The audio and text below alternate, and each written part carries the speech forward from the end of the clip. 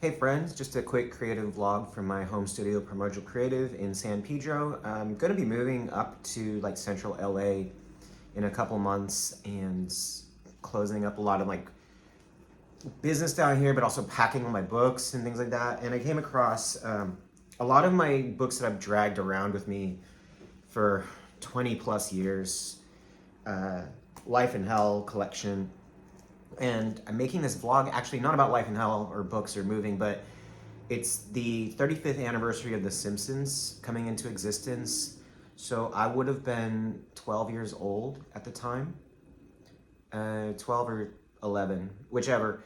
And that show, if I have to be honest about like what has influenced me as a creator, as just somebody like going through life, the first 9 years of The Simpsons were absolutely like the center of my teenage universe and early adulthood, because it's insightful in human behavior.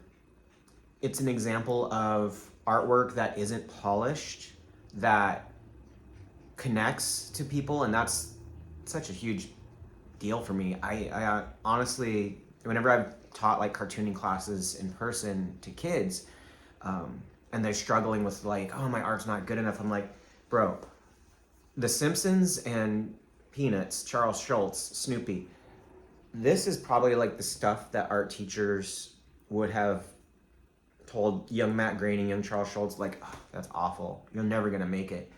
And they're the richest cartoonists to probably ever exist. I'm saying that without any factual basis, but I think we can safely assume that Matt Groening is the most successful cartoonist monetarily of all time.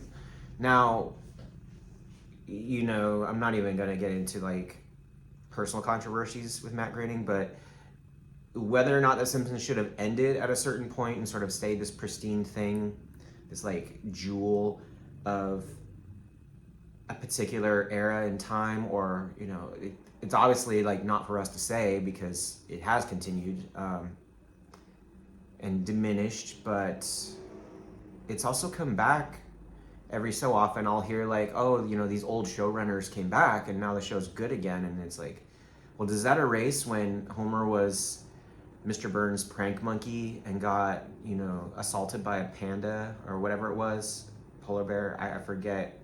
I try to erase the bad memories, the bad episodes, the leprechauns and the anything that sort of like broke what the show was initially about.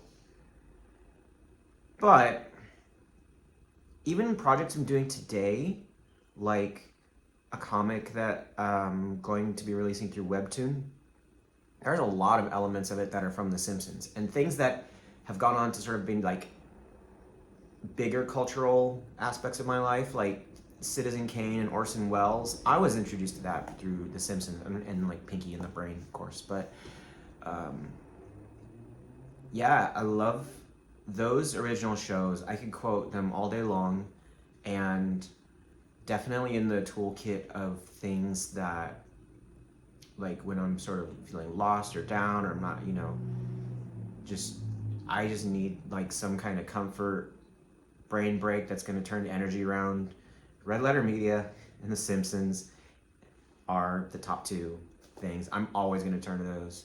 So congratulations on 35 years of a positive pop culture art. That's how I gotta look at it. Whether or not I like all the stuff that's happened since the 9 seasons, who cares?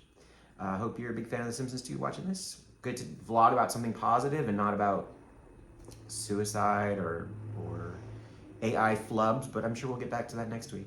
All right, have a great week.